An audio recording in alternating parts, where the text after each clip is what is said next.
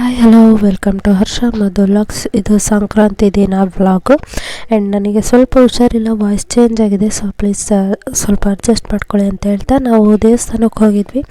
ನಾಯಕನಹಟ್ಟಿ ತಿಪ್ಪೇರುದ್ರ ಸ್ವಾಮಿ ದೇವಸ್ಥಾನ. So last year ಕೂಡ ಹೇಳಿದ್ದೆ ಅಲ್ಲ, ನಮ್ಮದು ರುದ್ರಾಭಿಷೇಕ ಇರುತ್ತೆ ವರ್ಷ ಸಂಕ್ರಾಂತಿ ದಿವಸ ಹೋಗ್ತೀವಿ ಅಂತ. ಸೊ ಈ ವರ್ಷ ಕೂಡ ಹೋಗಿದ್ವಿ. ಆ್ಯಂಡ್ ಅಲ್ಲಿ ನಿನ್ನೆ ಹಿಂದಿನ ದಿನ ರಂಗೋಲಿ ಕಾಂಪಿಟೇಷನ್ ಕೂಡ ನಡೆದಿತ್ತು ಅನಿಸುತ್ತೆ. ಸೊ ತುಂಬ ಜನ ರಂಗೋಲಿ ಹಾಕಿದ್ರು. ಆ್ಯಂಡ್ ಇದು ನನಗೆ ತುಂಬ ಸ್ಪೆಷಲ್ ಅಂತ ಅನಿಸ್ತು, ಸೇವ್ ಗರ್ಲ್ಸ್ ಅಂತ. ಆ್ಯಂಡ್ ಹೋದ್ವಿ, ಆಲ್ರೆಡಿ ಪೂಜೆ ಸ್ಟಾರ್ಟ್ ಆಗಿಬಿಟ್ಟಿತ್ತು, ಅಭಿಷೇಕ ಎಲ್ಲ ನಡೀತಾ ಇತ್ತು. ಆ್ಯಂಡ್ ನಮಗೆ ಕಟ್ಕೊಳ್ಳೋಕ್ಕೆ ಕಂಕಣ ಕೂಡ ಕೊಟ್ಟರು. ಆ್ಯಂಡ್ ಅಕ್ಷತೆ ಕೊಟ್ಟು ನಮ್ಮ ಕೈಯಲ್ಲಿ ದೇವ್ರಿಗೆ ಹಾಕಿಸ್ತಾರೆ. ಹಾಕ್ಕೊಂಡು ಒಂದು ಸ್ವಲ್ಪ ಹೊತ್ತು ಅಲ್ಲಿ ಕೂತಿದ್ವಿ. ಆ್ಯಂಡ್ ಇಲ್ಲಿ ತೂಗು ಮಂಚ ಕೂಡ ಇರುತ್ತೆ, ನಾವೇ ಪೂಜೆ ಮಾಡಿಕೊಂಡು ತೂಗು ಮಂಚ ತೂಗಿ ಬರ್ಬೋದು.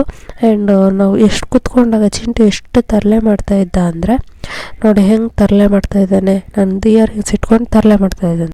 ಸೊ ಪೂಜೆ ಎಲ್ಲ ಆದಮೇಲೆ ದೇವರಿಗೆ ಅಲಂಕಾರ ಮಾಡಿದ್ರು. ಸೊ ಎಷ್ಟು ಚೆನ್ನಾಗಿ ಮಾಡಿದ್ದಾರೆ ನೋಡಿ ಅಲಂಕಾರನ. ಪೂಜೆ ಎಲ್ಲ ಆದಮೇಲೆ ಸೊ ಸಂಕ್ರಾಂತಿ ಅಲ್ವಾ, ಸೊ ಎಲ್ಲರಿಗೂ ಅಲ್ಲೇ ಎಳ್ಳು ಬೆಲ್ಲ ಎಲ್ಲ ಹಂಚಿದ್ವಿ. ನನ್ನ ಸಿಸ್ಟರೇ ಎಲ್ಲರಿಗೂ ಎಳ್ಳು ಬೆಲ್ಲ ಕೊಟ್ಟಳು. ಎಳ್ಳು ಬೆಲ್ಲ ತಿಂದು ಒಳ್ಳೊಳ್ಳೆ ಮಾತಾಡೋಣ ಅಂತ ಹೇಳ್ದ.